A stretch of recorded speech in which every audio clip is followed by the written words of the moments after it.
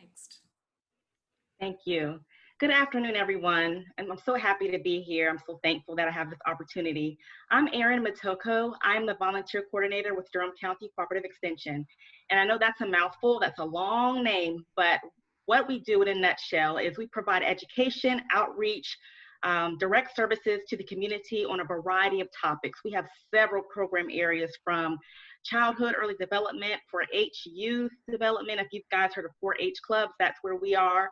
That's what we do. Also parents, grandparents raising grandchildren, nutrition education, cooking classes, all sorts of topics that you can think of from all stages of life. So we are located actually on the kind of on the outskirts of downtown. If you've driven by us, we're considered the old agricultural building. So that's Cooperative Extension in a nutshell. There is one in every single county in North Carolina. So that's how we're really unique in that realm as well. I have mentioned here our website. I have a direct link here, as well as our Facebook page. We are on social media. And just really quickly to go into the volunteer opportunities, of course, before COVID, we had way more, but we're still kind of developing ones as we need to. But all of these are directly remote. They are also outdoors as well. For example, the Briggs Garden or Briggs Avenue Garden volunteers, we have students who come out almost every week.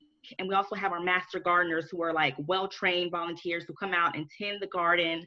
So we have that garden actually located on nearby Durham Tech, so we have students who from Durham Tech go out there as well, and also Central students. So this is a great opportunity to kind of, break out from the indoors, go outside, learn how to harvest vegetables and fruits, and really just learn, what gardening is all about. This is typically occurring on Fridays and Saturdays at this point in the morning between 8:30 to 11:30. But we also have, time frames between 8 to 11 since the weather is still kind of warm.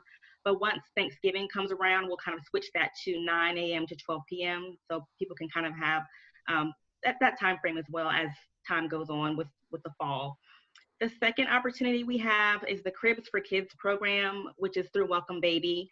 It's the phone surveyor volunteer opportunity. So basically all that is calling the clients who participated in our Cribs for Kids, which is a safe sleep program, and calling them to make sure that they're still practicing what they've learned in the classes. And the volunteer will actually collect that information and put it on a survey and help us to use that for our record keeping purposes. The next opportunity is the food and incentive delivery drivers. So I mentioned we do have parenting classes. And within those classes, a lot of the participants may not have direct transportation to receive groceries or incentives, because that's one of the things that we're doing now is to encourage participation, is to have some of the parents earn grocery dollars or food dollars. So what happens is the parent educators will go grocery shopping, and then what you'll do, the volunteers will actually take those groceries and incentives and then drop those off to the parents' homes right there on their front porch or their doorstep. No contact, no direct contact with parents, just to cover those guidelines with COVID, to be safe as well. And then the last opportunity that we do have, this is Kids Voting Durham, which again, I mentioned we have several programs for extension. Kids Voting Durham basically is encouraging youth to vote in a nutshell.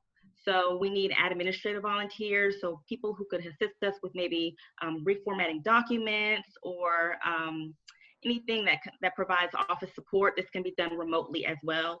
And then we also have a website assistance. So anyone who's great with WordPress, who has skills with any kind of web page development, we're always trying to improve Kids Voting Durham's website because they have their specific, target that they want to meet with their website. So we need help with that all the time. So those are the opportunities that I have. I kind of felt like I sped through that, but if you have questions, feel free to email me. And then if we have questions now, we can address those too during this point.